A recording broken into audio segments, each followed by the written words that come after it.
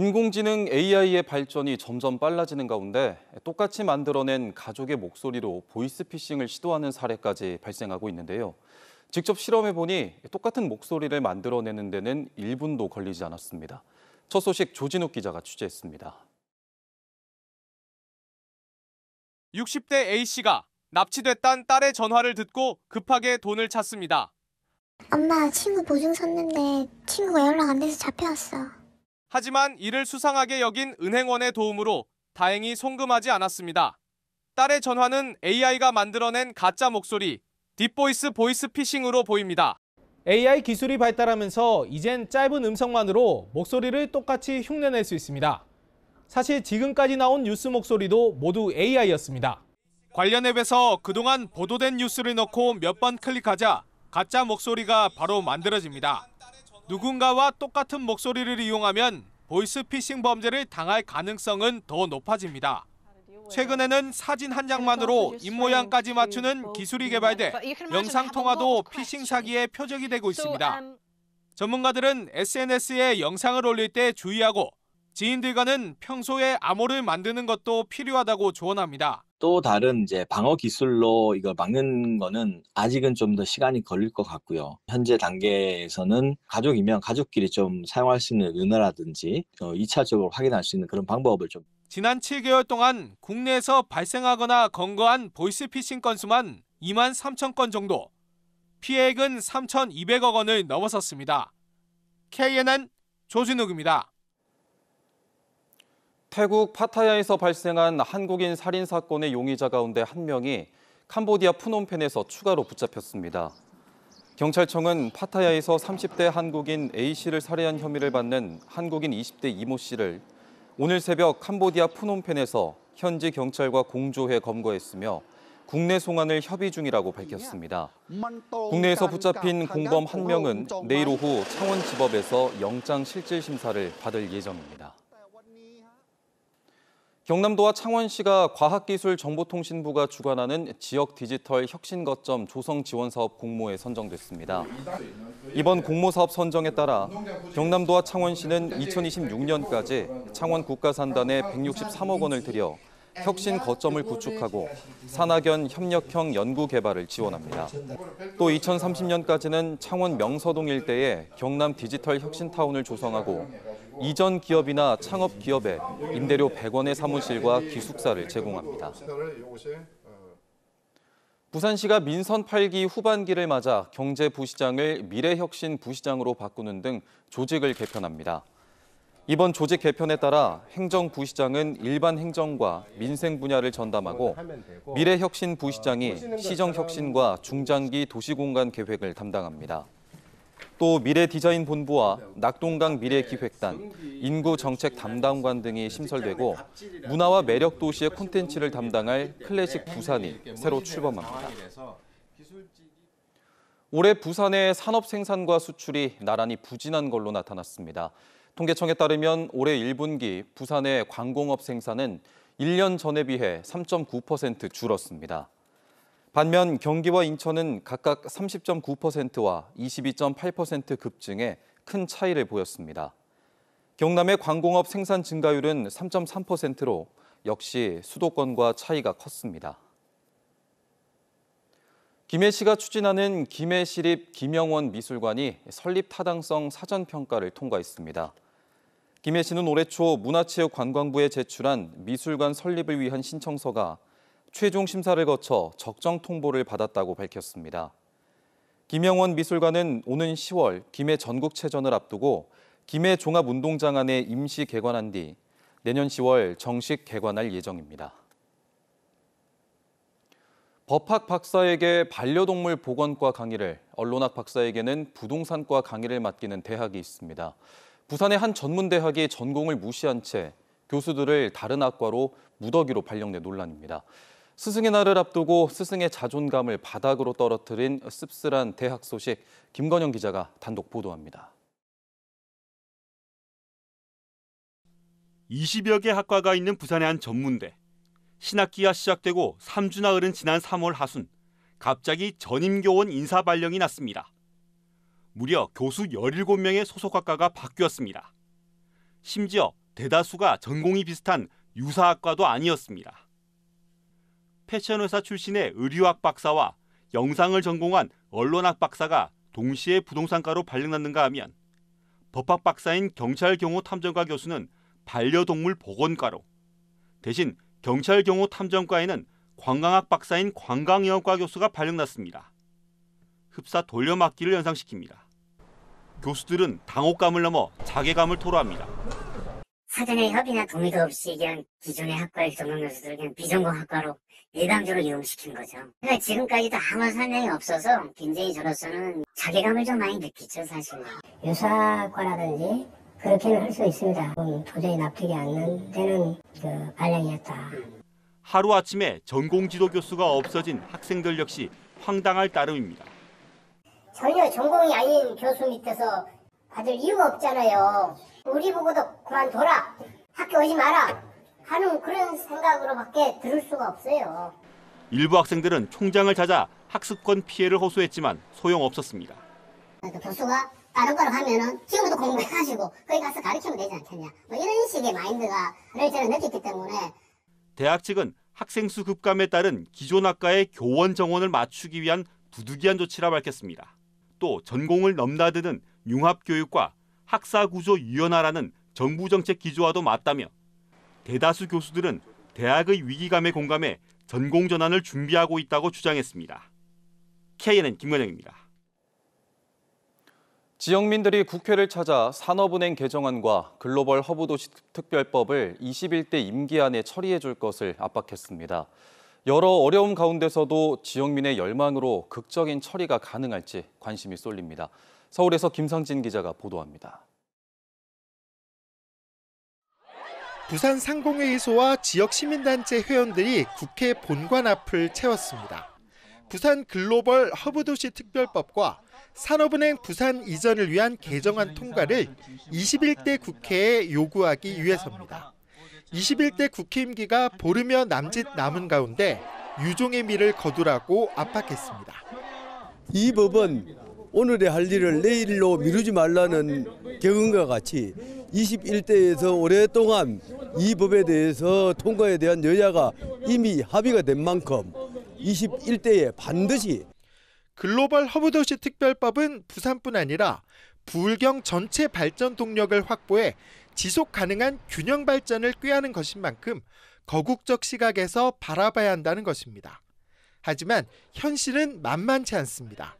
이른바 최상병 특검법 단독 처리로 여야 대치 국면이 이어지고 있어 소관 상임위인 행정안전위원회부터 열리지 않을 가능성이 큽니다. 여야 간사가 모두 공천을 받지 못해 적극성을 기대하기 어려운 데다 인천 출신인 소관 상임위원장은 비슷한 법안을 국회에 제출해 부산이 협조를 기대할 수 없습니다. 하지만 정쟁의 요소가 없는 사안인 만큼 양당 원내대표가 극적으로 합의하면 가능성은 열립니다. 이렇게 한자리에 부산 시민을 대표해서 나와주셨는데 16일 남지 않은 기간 동안 얼마든지 처리할 수 있는 겁니다. 마음만 먹으면 부산의 미래를 위한다는 그 확고한 마음만 있으면 가능한 일입니다. 지역의 뜨거운 열망을 전달받은 21대 국회가 극적으로 막바지 법안 처리에 나서게 될지 주목됩니다. 서울에서 KNN 김상진입니다. 오늘 오전 10시 40분쯤 진주시의 한 사거리 교차로에서 택시 한 대가 식당을 덮쳐 운전자와 승객 그리고 식당 직원 1명이 부상을 입었습니다. 경찰은 신호가 없는 사거리에서 화물차와 택시가 먼저 부딪힌 뒤 사고 충격으로 택시가 식당까지 밀려 들어간 걸로 보고 정확한 사고 경위를 조사하고 있습니다. 어제 30대 노동자가 숨진 다대동 조선소 화재와 관련해 화상으로 병원 치료를 받던 40대 노동자도 결국 숨졌습니다. 합동 감식을 벌인 소방과 경찰 등은 선박 청수 탱크실에서 임시 배관을 해체하던 중 절단 작업에 사용한 아세틸렌 가스가 폭발한 걸로 추정하고 있습니다. 부산지검 형사 1부는 이라크 현지의 전기 생산 사업 관련 영업기밀을 유출한 혐의로 STX 마린 전 임원 50대 A씨를 기소했습니다. STX 마린 서비스의 임원으로 재직하던 A씨는 2021년 플랜트 사업 자문업체를 세운 뒤 부하 직원들을 이직시키고 이라크 발전시설의 내부 자료를 빼돌리거나 이라크 업체에 일부 제공한 혐의를 받고 있습니다. 민주노총 경남본부가 중대재해 발생이 잇따르는 것과 관련해 사업장 업주의 구속과 대책 마련을 촉구했습니다.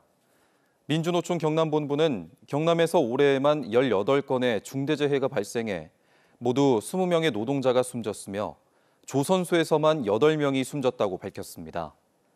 민주노총 경남본부는 조선업계에 대한 특별 예방 감독을 실시할 것도 촉구했습니다. 홍태용 김해시장이 마을 경로잔치에서 쓰러진 참석자를 응급처치해 병원 후송을 도운 사실이 알려지면서 화제를 모으고 있습니다. 의사 출신인 홍 시장은 지난 11일 오후 칠산초등학교 체육관에서 열린 경로잔치에서 60대 박모 씨가 쓰러지는 것을 보고 곧바로 응급처치했으며 병원으로 옮겨진 박 씨는 무사히 퇴원했습니다. 부산시가 어린이 통학로 안전 강화 구군 점검 회의를 오늘 열었습니다. 이번 회의에서 참석자들은 어린이 보호구역 안전시설 설치 현황 조사와 보호구역 개선 사업 추진, 공사 현장 관리 등을 논의했습니다. 또 각 구군별로 부족한 안전시설 현황 등을 파악해 현장 상황에 맞는 설치 방안을 검토할 계획입니다.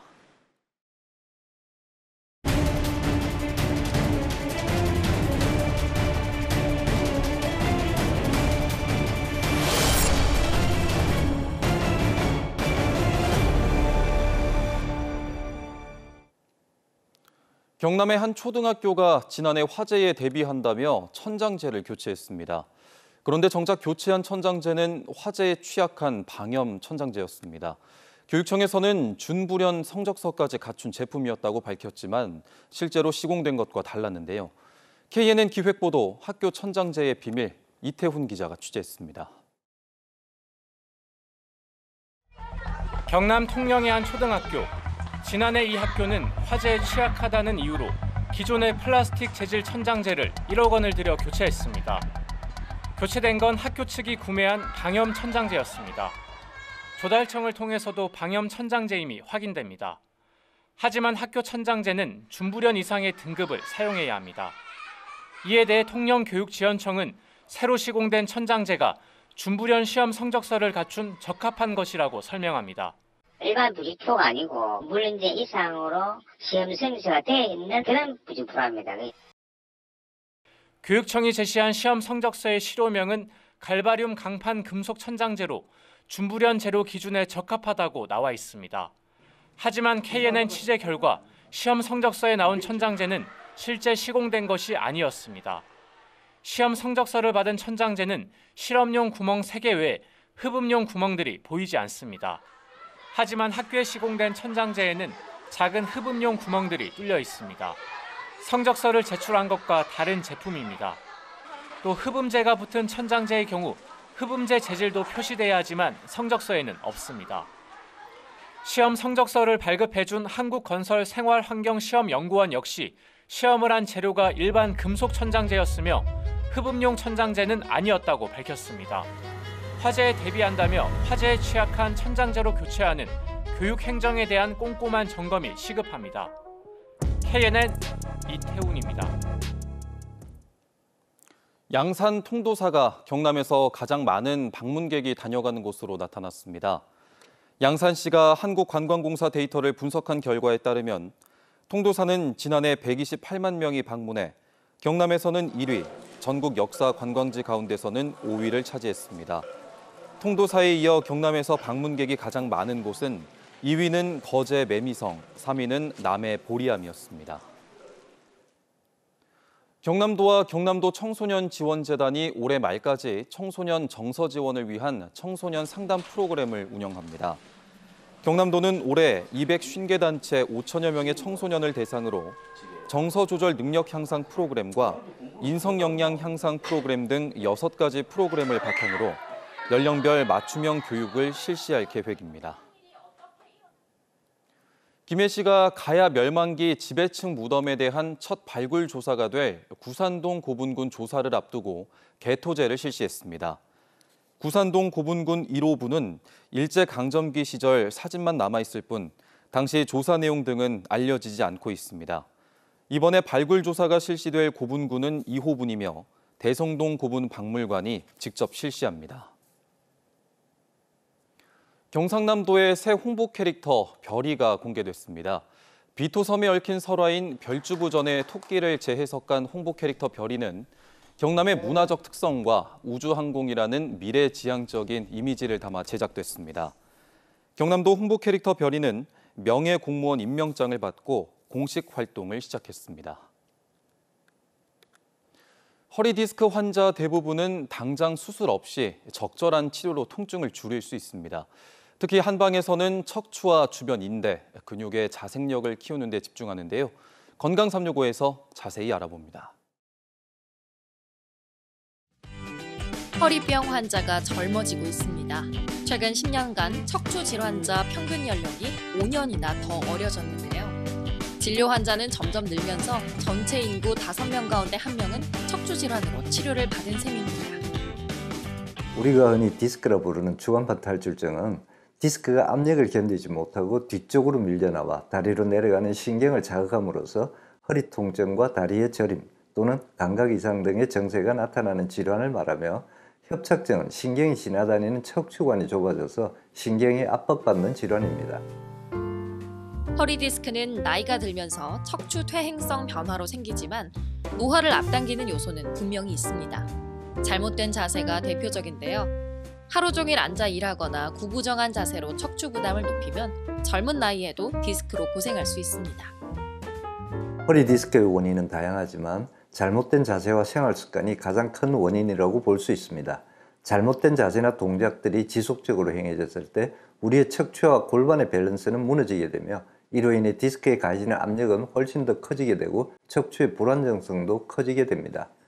척추의 불안정성이 커지게 되면 앉았다 일어날 때 또는 허리를 굽혔다가 펴는 등 일상에서의 작은 동작에서도 급작스런 통증이 발생하여 병원을 찾는 경우가 많습니다. 허리 디스크 치료는 드러난 통증만 잠재우면 금세 재발하곤 합니다. 한의학에서는 허리가 스스로 힘을 키울 수 있는 자생력을 키우는 데 집중하는데요. 틀어진 신체 균형과 잘못된 자세, 비만 등도 척추 노화를 앞당기기 때문에 동시에 해결하는 게 좋습니다. 순환요법은 골반과 척추의 구조를 변화시켜 디스크 내의 압력을 줄이고 척추와 밸런스의 안정성을 만들어주는 데 매우 효과적인 치료법입니다. 한약과 약침 또한 디스크 내의 염종과 부종을 경감시키고 신경과 혈액의 순환을 촉진시켜 통증을 완화시키며 인체 내의 자연 치유력을 키워줍니다. 그러나 엄밀히 말하면 구조적 완치는 불가능합니다. 이미 진행된 퇴행성 질병은 완치의 대상이 아니라 치료 후 관리의 대상이며 이후 진행될 것에 대한 예방의 대상임을 아셔야 합니다. 충분히 쉬면서 바른 자세를 유지하는데도 허리 통증이 점점 더 심해진다면 허리 디스크가 이미 상당히 진행됐을 가능성이 높습니다. 이때는 하루빨리 내게 맞는 최적의 치료법을 찾아야 합니다. 건강365였습니다.